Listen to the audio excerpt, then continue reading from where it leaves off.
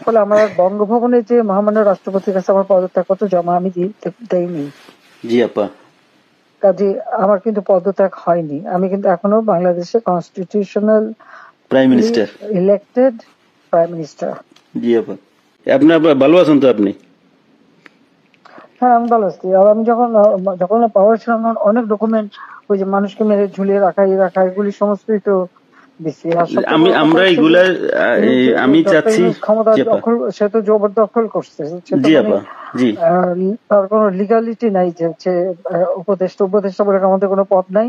জি আপা, যেভাবে সে ক্ষমতা গেছে এটা তো মানে মানুষ খুন করে জি মেরে আপা, একটা সিচুয়েশন তৈরি করে তারপরে তো সে ক্ষমতায় গেল। জি জি আপা, জি জি। না তার আমরা উদ্দেশ্য এগুলা, ছিল তো আমাকেই মেরে ফেলা।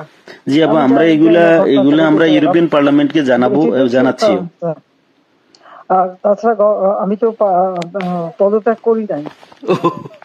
জি আপা। আপা সবচেয়ে বড় কথা হচ্ছে যে আমাদের কনস্টিটিউশনের আর্টিকেল 57 অনুযায়ী যেভাবে পদত্যাগ করতে হয়, জি আপা, আমার কিন্তু সেভাবে পদত্যাগ করা হয়নি।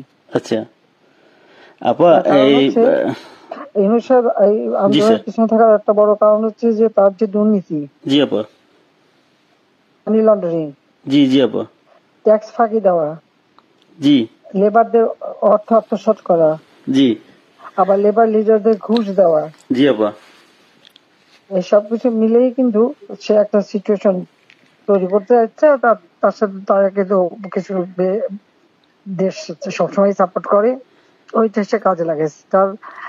তার একটা ভার্ডিক্ট ছিল জি আপা, মামলার 6 তারিখে জি আপা, আগস্ট, জি আপা, ওটা যাতে না হতে পারে সেজন্য সে 5 তারিখে আগায় নিয়ে আসে। আর 5 তারিখে আনার ফলে যেটা হলো, আমার যখন মানুষ মারা গেল আমি একটা জুডিশিয়াল কমিশন করলাম জি আপা, এনকোয়ারি করবার জন্য।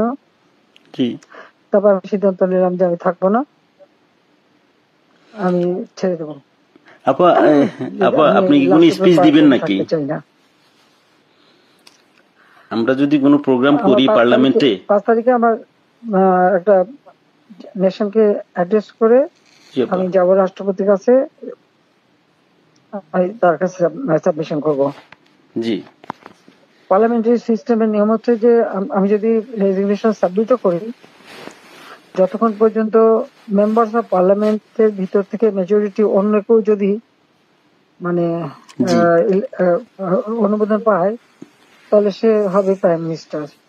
জি, আর সেটা যদি না পারে দেন প্রাইম মিনিস্টারকে রিকোয়েস্ট করতে হবে জি করার জন্য যে পার্লামেন্ট ভেঙে দেন। তখন পার্লামেন্ট ভাঙে, তাছাড়া কোনোদিন পার্লামেন্ট ভাঙতে পারে না।